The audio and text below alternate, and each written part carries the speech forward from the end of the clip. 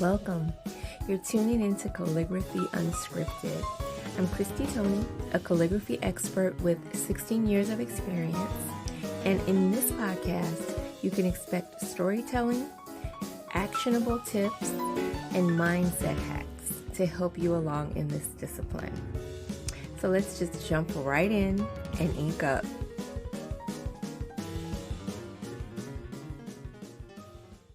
Welcome back to the Calligraphy Unscripted podcast. I'm your host, Christy Tony, and I'm back to kick off July. It is literally July 3rd, and people are setting off their fireworks. So you're probably going to hear a very festive background on this podcast. Wow. Unreal. Sorry, I don't have a soundproof booth. So this is what we've got. In social calligraphy circles, speaking of July, this month is pretty lit. If you're a social calligrapher, you are in the middle of the season, and there are seasons within the social calligraphy season. So I'd say January through May is what I would call envelope season. May through July is solidly signage season. You're just doing a lot of signs. And while August and September will also find me doing a ton of signs, I feel like I do quite a few guest-specific vehicles during this time. For some reason, like place cards, place stones, lemons, etc. Just a lot of personalization inside these months. And it's usually something really unique and innovative. Not sure why, but that continues to be true every year. But it's challenging being so busy during this time. But the planning for fourth quarter has to begin now. Again, no matter how busy I am in July as a social calligrapher, the time to start ramping up for the fourth quarter begins now. And it should begin in earnest. Why do I begin to prepare at this time? I'm so glad you asked. I've got 5 reasons, legitimate reasons, why I begin so early planning for fourth quarter. Number 1. By the time October arrives, I am mentally drained and physically tired. No, let me say exhausted. Okay? Now, no matter how much balance I've sought to have throughout wedding season, no matter how much I've resisted hustle culture, the hustle culture that I talk about all the time, how I used to love being swamped in the earlier years of my calligraphy career. No matter how much I even resist this hustle culture, the mileage on my body adds up. I am one of the most physical calligraphers that you will ever encounter. I am climbing, I am carrying stuff, I am stretching, I'm doing all of the things, okay? And I cannot afford to wait until October or even September, October to start thinking about what I'm going to offer during the fourth quarter. I will just phone something in if I wait until that time. Number 2, waiting too late to initiate offers only means that I am setting unrealistic deadlines to get the orders done. Okay? Think about it. If I wait until September, October, then it's literally baked into the cake that I am going to have to rush the orders out of the door. And that is not going to be something that I want to do after working so intensely during the entire summer. You work a full wedding season and you're super intense about all the details, satisfying your clients, etc. No, I'm not going to want to have a deluge of fourth quarter projects that I have initiated late, barely marketed, and now they're due. No, don't want to do that.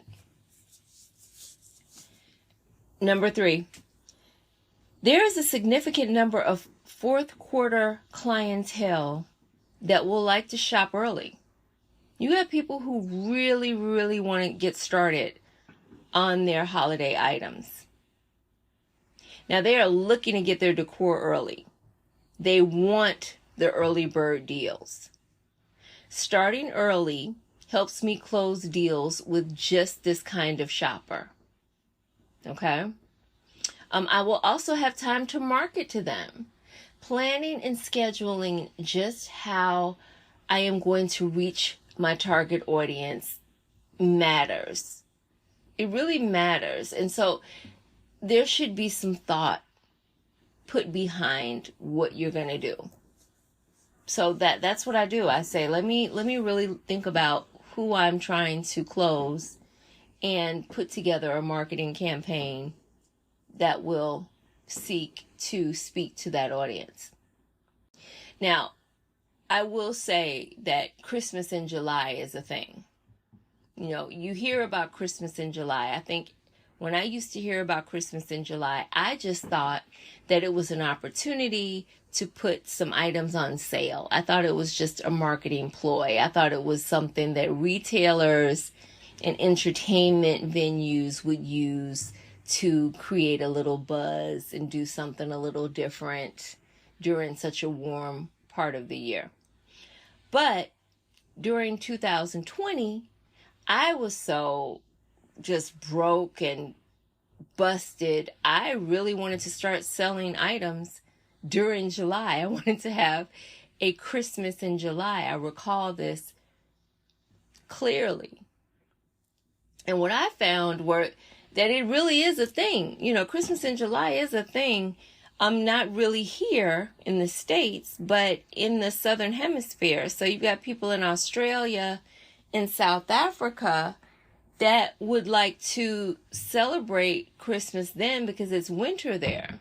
So it's just an opportunity for them to, you know, wear warmer clothes and enjoy Christmas in a way that they used to enjoy it. Whenever I see movies or television shows and people are having Christmas in Phoenix or LA and it's super sunny out and people are just decorating, it just doesn't feel like Christmas to me. I mean, because, you know, I'm a Midwestern girl.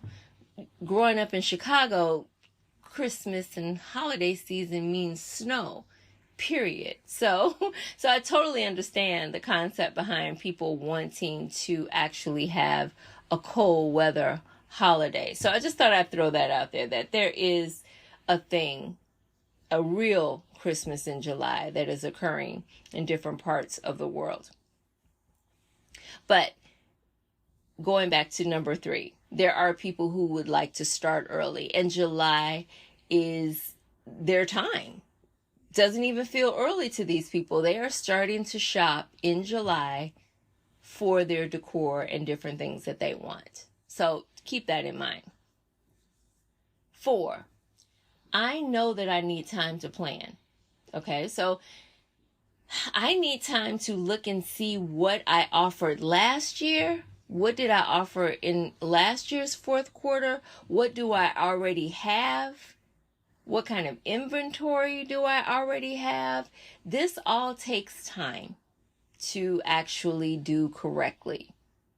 You know, you want to forecast how much you think you're going to sell, what you think your offers are going to be, and then you want to think about your inventory. Like, what do I need to order? What do I already have? This is a time where you can easily waste money. You don't want to go out and order a bunch of blank ornaments and you've got a couple of packs somewhere. I need to audit my storage unit. I need to audit my basement. I need to see exactly what I can put my hands on right now. So a July start date will give me time to not only comfortably narrow down a list of services and products, but I can also really plan and design them. And I can also update any existing designs that I may already have. I did so many designs last year for ornaments, but I started too late. So I would like to go back through all of those designs and see if there is something viable that I'd like to sell in 2023. I also need to ensure that I have enough supplies to meet the fourth quarter demand. Again, make sure you've got enough. Make sure you're not duplicating efforts in terms of spending on things that you may already have. So starting early also gives me ample time to stock up on necessary materials and avoid last minute shortages, because that's another thing. You hate to run out of inventory. Now, if it's one thing where you have a certain amount of inventory and you tell your customers, hey, it is what it is. First come, first serve. When I'm out, I'm out. That's great. However, if you've got a barn burner, if you've got a great product, if you've got something that you think is going to be a bestseller, you want to make sure you have an ample supply of it so you can make as much as you can. Okay, number 5. Lastly, beginning in July ensures that after a long season, I can finally relax. And it is so important that I relax. That didn't used to be a thing, but it is really a thing for me now. I want to relax. Now, I decide early on how many weekends of the fourth quarter do I want to work? Do I want to be occupied? I determine when my cutoff dates are for providing services, and I schedule how my own holiday needs are going to get met. Now, I hate to feel like anything personal that I like to enjoy during the season has to be done on the fly, or just I'm so rushed and I'm so stressed and I'm buying this for the house and I'm doing that. I want all of that to be incorporated in my plan. Will it be perfect? No, but I will have at least tried to make sure that I've had time to do the things that I want to do. Okay? So knowing how tired I'm going to be, knowing that I want to work on comfortable deadlines, understanding that there is a significant early bird clientele out here, and realizing that I need time to plan on what I want to do.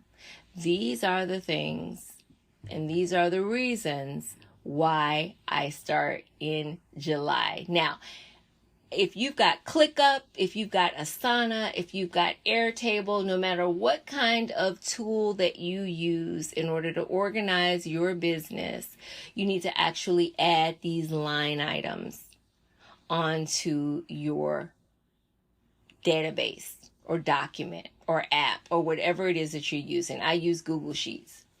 And so I just want to make sure that if you are going to do these things, that you actually start in earnest.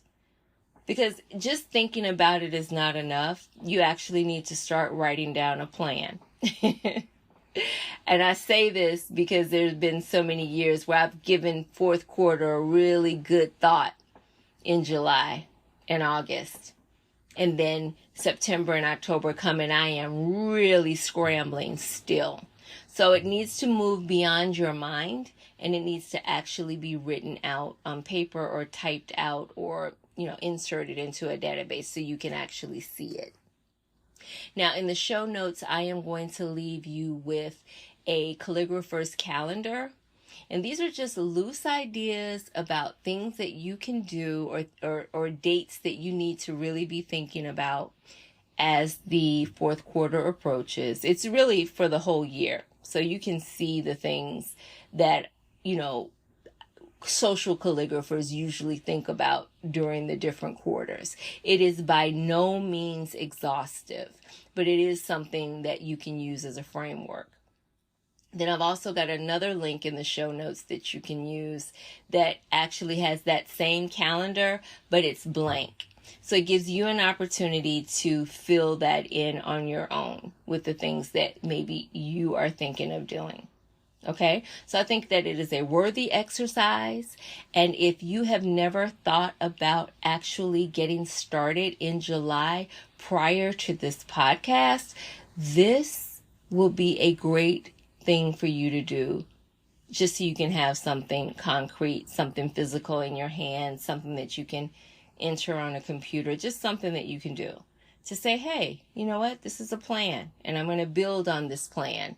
So by the time fourth quarter comes here, I am ready and I haven't just let the fourth quarter bump into me like, hey, hi, fourth quarter, how are you? No. You need to take advantage. You need to attack the fourth quarter, and it needs to start this month. Okay? Not subscribed yet, please hit that plus button in Apple Podcasts or follow on Spotify, and those two things will just ensure that you will be receiving updates when new episodes drop. Okay? Yeah, this episode was supposed to drop earlier, but I had technical difficulties. I had to buy a new mic, so I hope that I'm sounding good to you guys, and I will see you next time. Take care. I hope you enjoyed the episode, and I appreciate you listening. Don't forget to hit that subscribe button. Check out some of my problem-solving content in the show notes, and I'd love to connect with you on socials. I can be found on Patreon, Instagram, TikTok, and YouTube under Calligraphy by CT. Until next time.